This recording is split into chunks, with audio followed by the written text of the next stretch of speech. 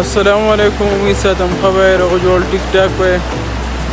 راغلیو دو واټر ته او دا زیږدینو اوس راورسېدو د کالم نه تقریبا 1 غنټه په فاصله کې دی راورسېدو دو واټر ته او ان شاء الله زموږ سره اوسېږئ نور ویډیو ته ښیو